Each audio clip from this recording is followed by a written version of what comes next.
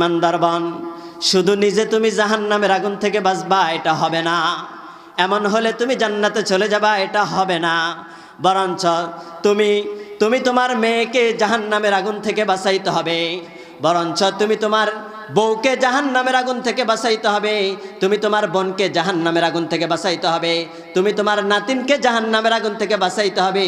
শুধু নিজে আমল করবা, নিজে পর্দা করবা, নিজে 5 ওয়াক্ত নামাজ পড়বা, নিজে হজ করবা, আর মনে করবা সোজা জান্নাত আলুকালা চলে যাবে জান্নাতে, এমনটা হবে না। আল্লাহ এজন্য বলেন, ইয়া আইয়ুহাল্লাযীনা আমানু কু আনফুসাকুম ওয়া আহলিকুম নারা।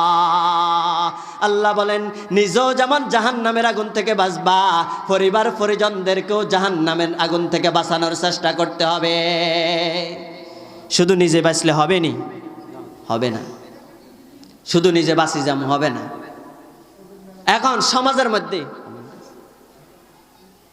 এখন সমাজের ভিতরে সবাই, প্রতিটা ঘরে ঘরে, ঘর না হলে এলাকার প্রায় ঘরে দর্শনের সংখ্যা বাড়ে গেছে কিনা? দেশেও দর্শনের সংখ্যা বেশি, দেশেও দর্শনের সংখ্যা বেশি। এটার 2টা কারণ। এটার কয়টা কারণ? 2টা কারণ। 1 নাম্বার কারণ হলো বেফরদিগি। 1 নাম্বার কারণ হলো কি? চোখের হেফাজত করি না। চোখের দর্শন বন্ধ করতে হলে চোখের দর্শন বন্ধ করতে হবে, দর্শন বন্ধ করতে হলে চোখের দর্শন বন্ধ করতে হবে। কথার কথা, একটা গাড়ি, উদাহরণস্বরূপ বুঝেন, একটা গাড়ি চাটকেল থেকে ঢাকা যাবে, স্টেশন আছে 2টা, একটা হলো সোনাইমুড়ি আর একটা হলো কুমিল্লা। এখন এই গাড়িটা যদি চাটকেল থেকে চালুয়ে না করা হয়, বলেন এই গাড়ি ঢাকা পর্যন্ত পৌঁছা সম্ভব না। তদ্রূপভাবে দর্শন যে জিনিসটা হয়, আজকে নারীরা ধর্ষিতা হয়, এই দর্শিতার প্রথম গাড়ি, পুরুষদের গাড়ি হলো যে চোখের দর্শন বন্ধ করতে হবে। মানুষ প্রথম চোখ দিয়ে দেখে, দেখার পর জল্পনা কল্পনা করে কি না? এরপরে স্টেশন বাই আগাইতে এক সময় ওই মেয়ে ধর্ষিতা হয়ে যায়। প্রথম চোখের হেফাজত করতে হবে। কি করতে হবে? চোখের হেফাজত করতে হবে। এক ব্যক্তি যদি 40 বছর তাহাজ্জুদ নামাজ পড়ে আর চোখের হেফাজত না করে, তাহলে এই ব্যক্তি আল্লাহর ওলি হতে পারে না। আর যে ব্যক্তি 40 বছর তাহাজ্জুদ নামাজ পড়ে না কিন্তু চোখের হেফাজত করে, ওই 40 বছর তাহাজ্জুদ পড়নেওয়ালা থেকে চোখের হেফাজত করনেওয়ালা বড় আল্লাহর ওলি। হাকিমুল উম্মাত আশরাফ আলী থানভী রাহমাতুল্লাহি আলাইহি কিতাবের ভিতরে লেখেন, কোন মহিলার দিকে যদি দৃষ্টিপাত করা হয়, মহিলার দিকে তাকাইলে সাজা বেশি মজা কম। মহিলার দিকে তাকাইলে কি? সাজা বেশি মজা কম। মজা কম ন, 2-1 মিনিট তাকাইছেন, চোখের বালা লাগছে, শেষ। এরপর আর মজা লাগেনি। যতক্ষণ তাকাইছেন ততক্ষণ মজা লাগছে, কিন্তু সাজা কেমন? সাজা হলো জাহান্নামের আগুনে যাইয়া চোখের ভিতরে লোহার আগুন ঢুকাই দিব। লোহার আগুন ঢুকাই দিব কিনা? শাস্তি তাইলে মজা হয়েছে 2-1 সেকেন্ডের, আর সাজা হয়েছে জাহান্নামের আগুন। তাহলে মজা কম, সাজা বেশি। আশরাফ আলী থানভী রাহমাতুল্লাহি আলাইহি বলেন, আর যদি মহিলার দিকে না তাকানো হয়, মহিলার দিকে না তাকাইলে সাজা কম মজা বেশি। সাজা কম মজা বেশি। মহিলার দিকে তাকাইলেন না, কিছুক্ষণ কষ্ট লাগছে, সবর করছেন, মহিলার দিকে না তাকায় একটু ধৈর্য ধারণ করছেন, একটু কষ্ট লাগছে, কিন্তু মজা জান্নাতে আমাদের জন্য অপেক্ষা করতেছে। এই জন্য আল্লাহ পাক রব্বুল আলামিন বলেন, ইয়ালামু খাইনাতাল আয়ুন ওয়া মা তুখফিস সুদূর।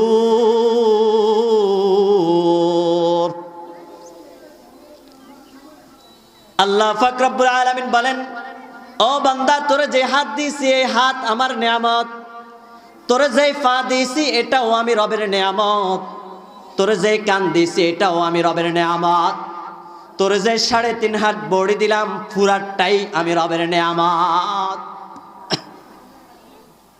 তুই চোখ দ্বারা কি নাফরমানি করস? ইয়ালামু খাইনাতাল আয়ুন ওয়া মা তুখফিস সুদূর। আল্লাহ বলে বান্দা তুই চোখ দ্বারা কি খেয়ানত করস, চোখ দিয়ে চোখের আমানতের কি খেয়ানত করস, আমি আল্লাহ এটা জানি। শুধু এটা জানি না, তোর অন্তর দ্বারা কি খেয়ানত করস, অন্তর দ্বারা কি কল্পনার জল্পনা করস, আমি রব তোর অন্তরের খবরও জানি। বলেন হাত পা অঙ্গ পতঙ্গ এগুলা সব আল্লাহ তাআলার নেয়ামত কিনা? এই চোখের যে খেয়ানত করতেছি, চোখ আল্লাহ পাকের আমানত, এই আমানতের খেয়ানত করলে খেয়ানতের শাস্তি আছে কিনা? অবশ্যই আছে। তো বলতেছিলাম দর্শন বন্ধ করতে হলে 1 নাম্বার চোখের দর্শন বন্ধ করতে হবে। 2 নাম্বার কাজ হলো কোনো মহিলা গলার সাউন্ড শুনাইতে পারবে না। এখন আমাদের সমাজে মহিলারা মনে করো যে, যেমন আজকে আসতেও আমাকে অনেক মহিলারা সালাম দিছে। বলেন মহিলাদের সালাম দেওয়া কি জায়েজ? মহিলারা সালাম দিতেও পারবে না, তাদের সালাম নেওয়াও ঠিক না। এখন অনেক মহিলা হয়তো না জানি সালাম দেয়, কারণ তাদের গলার আওয়াজটাও সতর, কি সতর, এই জন্য তাদের গলার আওয়াজও শোনা যাবে না। এই জন্য 2 নাম্বার, একটা মহিলাকে দেখলে এরপর গলার টোন শুনলে আরও আকৃষ্ট হয় কিনা। একটা মহিলারে না দেখা এবং গলার টোন যদি না শোনে তাহলে সমাজে আর দর্শন থাকবে না। এই জন্য বেপরদেগি বন্ধ করতে হবে। সমাজের মধ্যে বেপরদেগি বাড়ি গেছে, মহিলারাও বন্ধ করতে হবে। মহিলারা যদি ঠিক হয়ে যায় পুরুষরাও ঠিক হয়ে যাবে, আর পুরুষরা যদি মহিলাদেরকে বোঝায় তো প্রতিটি ঘর সোনায় সোহাগা পরিণত হয়ে যাবে। আজকে ঘরে শান্তি নাই, ঘরে কি নাই? একমাত্র কারণ বেপরদেগির কারণ। একমাত্র কারণ কি? বেপরদেগির কারণ। অথচ বেপরদেগির শাস্তি কেমন? অন্যান্য শাস্তি তো কম হয়, বেপরদেগির শাস্তি হলো, বেপরদেগির শাস্তি হলো সর্বক্ষণ। কতক্ষণ? সর্বক্ষণ। আল্লাহ রাসূল সাল্লাল্লাহু আলাইহি ওয়াসাল্লাম বলেন, বিশ্বনবী মুহাম্মদুর রাসূলুল্লাহ সাল্লাল্লাহু আলাইহি ওয়াসাল্লাম বলেন, জান্নাতের যে গ্রান আছে এটা হাজার হাজার মাইল থেকেও দূর থেকেও শোনা যায়, 500 বছর রাস্তার দূরত্ব থেকেও শোনা যায়। কিন্তু যেই মহিলা বেপরদা চলে, নিজের অঙ্গ প্রত্যঙ্গে পরপুরুষের সামনে দেখায়, এই মহিলা জান্নাতে যাওয়া তো দূরের কথা, জান্নাতের গ্রানও কখনো পাবে না। জান্নাতের গ্রানও কখনো পাবে না। আল্লাহ রাসূল সাল্লাল্লাহু আলাইহি ওয়াসাল্লাম যখন মেরাজে গেছিলেন, মেরাজের মধ্যে দেখছেন অধিকাংশ জাহান্নামীর সংখ্যা হলো নারীরা। কারা? নারীরা। আল্লাহ রাসূল দেখতেছেন জাহান্নামের মধ্যে যাওয়ার পর একদল মহিলাকে মাথার মধ্যে লোহার শিকল, আগুনের লোহার শিকল লাগাইয়া জাহান্নামের আগুনের মধ্যে ভাজি করা হচ্ছে। কিসের মধ্যে? লোহার শিকল, লোহার আগুনের শিকল লাগাইয়া জাহান্নামের মধ্যে এইভাবে ভাজি করা হচ্ছে। কোথায়? জাহান্নামে। আরেক দলকে দেখলেন বুকের মধ্যে লোহার আগুনের শিকল লাগাইয়া জাহান্নামের আগুনের মধ্যে ভাজি করা হচ্ছে। আরেক দলকে দেখলেন ফিটের মধ্যে লোহার আগুনের শিকল লাগাইয়া জাহান্নামের মধ্যে ভাজি করা হচ্ছে। রাসূল করিম সাল্লাল্লাহু আলাইহি ওয়াসাল্লাম জিবরিলকে জিজ্ঞাসা করলেন, ও জিবরিল বলো না, বলো না, বলো না, যাদেরকে এত এত কষ্ট দেওয়া হচ্ছে তারা কারা?